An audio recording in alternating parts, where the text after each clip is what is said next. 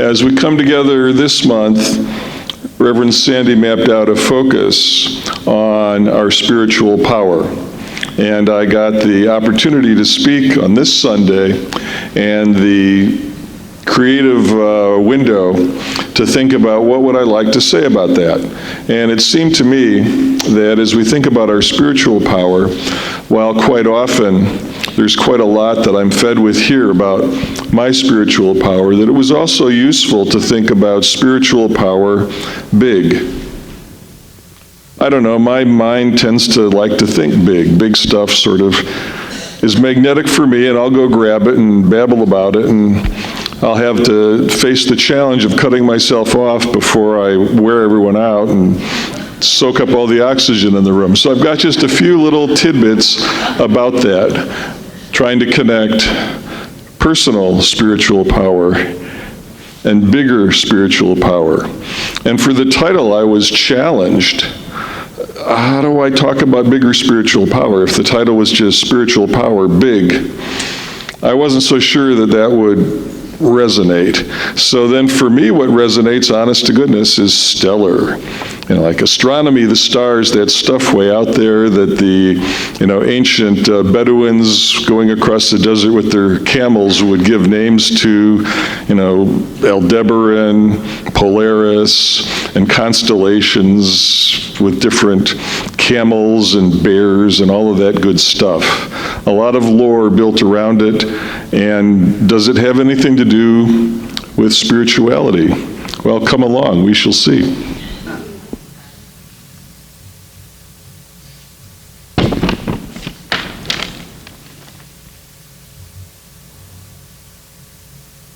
Just because this quote is so awesome, I'm going to start with a little bit of Rumi. Who could have guessed? So what does Rumi say about the individual and spirituality relating to the universe? Everything in the universe is within you. Ask all from yourself. One moment, I've got to fold this so it doesn't run away.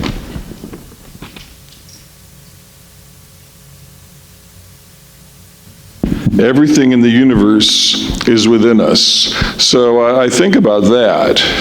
And the first thing that came to mind was that example I gave of the folks out there with camels in the desert, crossing in a wasteland with no way to get from here to there, and learning that you could look at the stars, and handing that down even before the time of written history, that you could look at the stars and building fables about that to get there. And isn't that somewhat what we do spiritually? When we find a way within ourselves as Spirit speaks to us to get to places we might not objectively know how to go, to accomplish things that might be beyond imagination, sometimes to get to that moment looking back wondering, how did I get here? Or even casting things in motion and not knowing what would happen. I'll give an example of how I spent my yesterday that was kind of one of those. I learned in the spring that a dear friend of mine from a career I worked at decades ago, before I even walked into a Science of Mind church, had got a diagnosis at the end of the year that he had stage 4 cancer. And they said, stage 4 lung cancer, we found you really late with this diagnosis, we're so sorry. In February, they said, we'll put you on hospice now, get your affairs in order. But thank goodness we think you have a week or two to do that. And that meant that all of medicine goes to him. He no longer has to go to hospitals and offices. They bring it all to him, and even a chaplain, who we found to be an interesting fellow. They told him that the chemotherapy they were doing had become toxic, and they would have to withdraw from any chemotherapy, but they would do what they could. So he found that while he could only drink Stella Artois beer for hydration, he could still drive and sleep and get around and do the things he loved to do. He went way beyond having his affairs in order, and some of us started getting back together with him. And then I started beating on a particular contact of mine, a fellow who used to work with us and now makes his home in Moscow, Russia, where he runs a business in Russia. And I got him to get his butt on an airplane and get down here. And we put the word out, and originally it looked like there were going to be a dozen people gathering at a deli where we used to hold management meetings of this high-tech business we used to work in all those decades ago. And by noon yesterday, we had 24 people, and they were kind enough to clear out the bar and convert it to a reunion area. And we brought together people just off of a little message I had sent out not 10 days prior to have a beautiful event, enjoying and celebrating with someone who's still here and is clearly not done yet.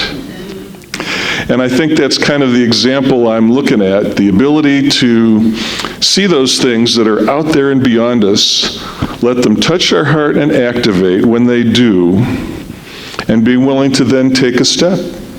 Take a step. Not necessarily the obvious step or the rational step, but a spiritually inspired step.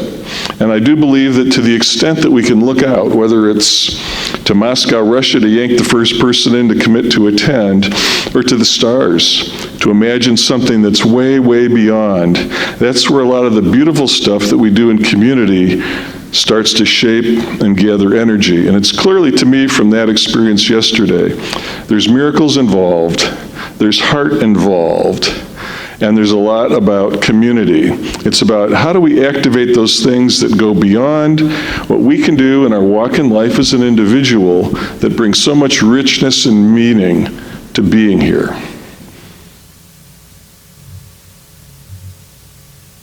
Now I wanted to include something from the Bible, and I wound up in Psalms.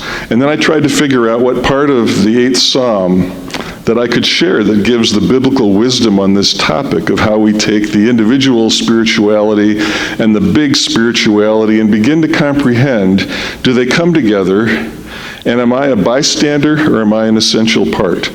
And I couldn't find a part of the Psalm to leave out, so here's the whole thing. Lord, our Lord, how majestic is your name in all the earth. You have set your glory in the heavens through the praise of children and infants. You have established a stronghold against your enemies to silence the foe and the avenger. When I consider your heavens, the work of your fingers, the moon and the stars, which you have set in place, what is mankind that you are mindful of them, human beings that you care for them? You have made them a little lower than the angels and crowned them with glory and honor. You made them rulers over the works of your hands. You put everything under their feet, all the flocks and herds, and the animals of the wild, the birds of the sky, and the fish of the sea, and all that swims the path of the seas. Lord, our Lord, how majestic is your name in all the earth. And isn't that about right? And don't we always have that opportunity? Perhaps we see it, perhaps at an unseen moment, when we have that chance to step up and be someone's angel. And isn't that what Spirit means, not just to a practitioner or a minister, but to anyone? That moment when from something we see and recognize that's a little bit bigger than just me, to be someone's angel. And isn't that the world that works for everyone? The world where when it's our possibility and our time, we can be the angel for others. And how isn't that a good thing for us too? I got to tell you, after yesterday, I was feeling really good, filled in a way that's very special.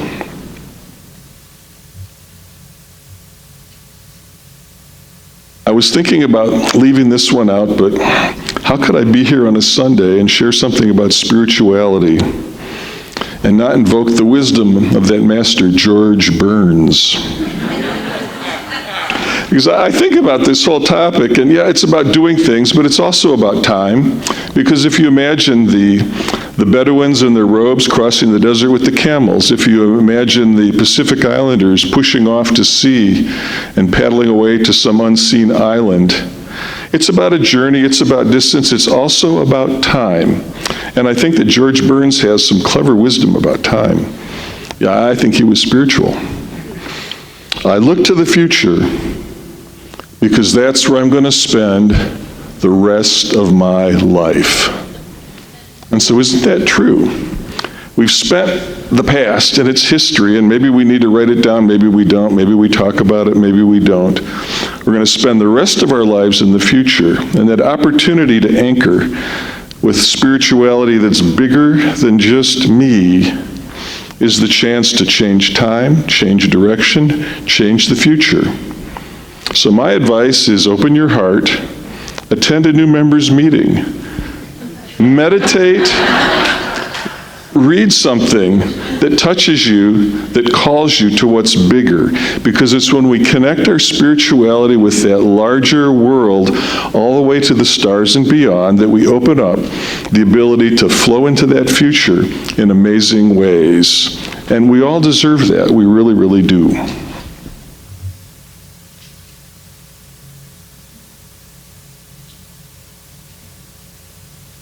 And also the perspective of Ernest Holmes, when he's writing in The Science of Mind and the Law of Correspondence, and has his little subtle coaching on what we humans might want to think about doing. For those who have dwelt on limited thoughts, a very good practice is to dwell upon the magnitude of the universe. Think how many stars there are. Think of the immensity of space. So again, that's spirit calling us out of what do we perceive right here? What can we deduce from looking in the mirror and making judgments? Where is that place to go and that potential to imagine the wonderful, the delightful, the incredible, and as well as to imagine reconciliation, healing, to imagine good works that are important but aren't done yet, getting finished, because we can show up with our hearts activated, having thought bigger, perhaps just inspired by the stars. And I would even encourage that. Take this as an assignment, if you will, something you should complete before next Sunday. And that is, go outside at night, look away from the streetlights, and just notice, do we have that marine layer thing going on, or are the stars out there? If you can see the stars, maybe you can catch an evening star. I would suggest the moon is adequate. If you're going to be a backyard or front yard astronomer, the moon will do just fine. Imagine the moon. Do you see the man in the moon? Do you think it looks like cheese? What's your opinion of that?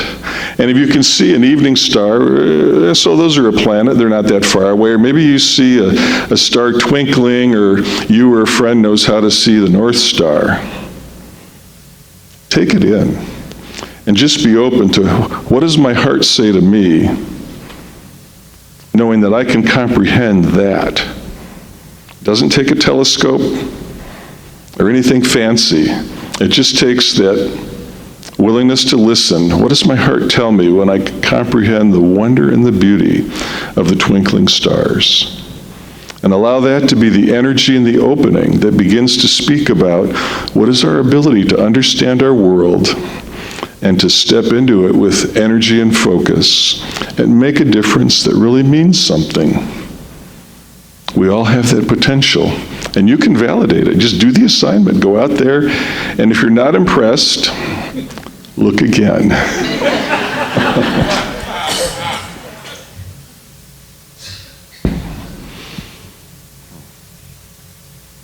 I think I'm going to turn my finish a little bit inside out, so I have a sense this might work better.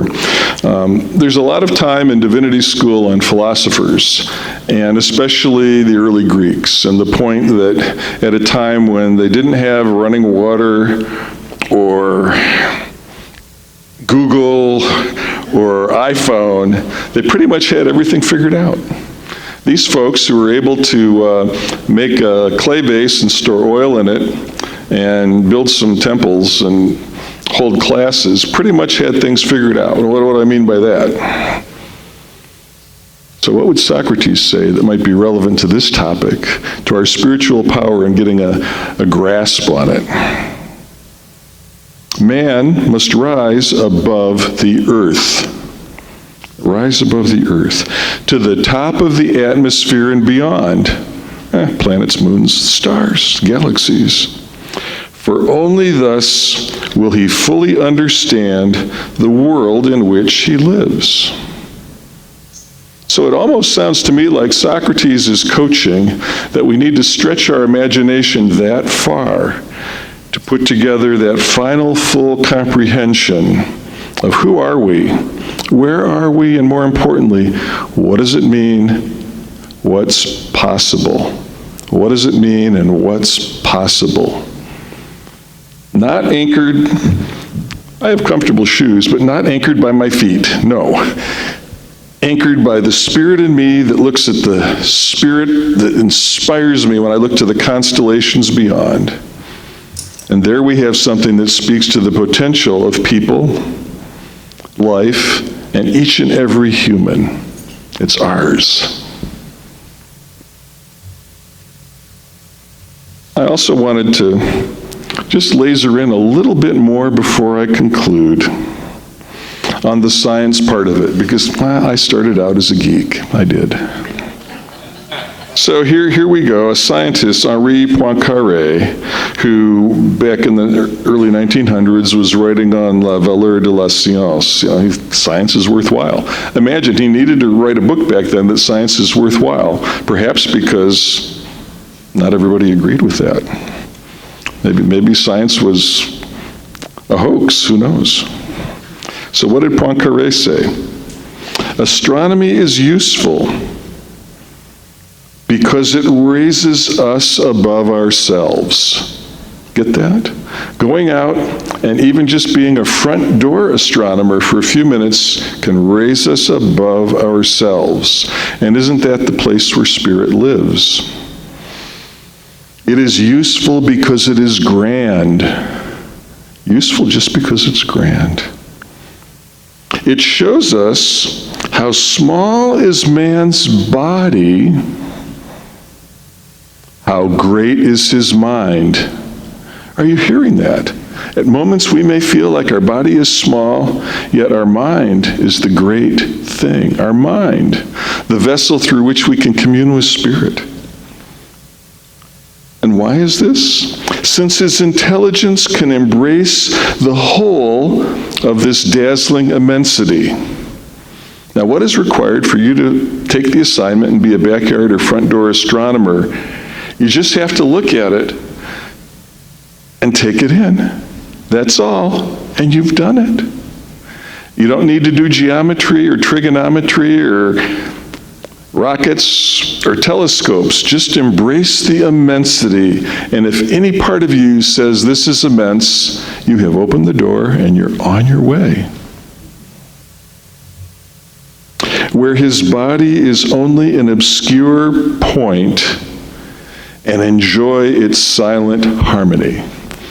And isn't the magic of it all, whether we're doing Order of the Sacred Earth, or we're out working on some particular project in the world, that it's all in a silent and sacred harmony. It starts with each of us with the one, and our willingness to calm down and be attuned. Spirit is with me. And I think it really activates to the full power when we go to the stars and beyond. We take in that immensity and we know that we're in tune with that bigger Spirit. That's our gift, that's our potential. So please join me as I acknowledge that that thing called Spirit vibrates within me. That all who hear this word are filled with that vibration, that it is the thing that lights us up, brightens life, expresses divine creativity beyond bounds without measure, and reaches out to be the sustenance, the peacemaker, the healing, and the reconciliation that truly opens the door for the world that works for everyone. And so it is.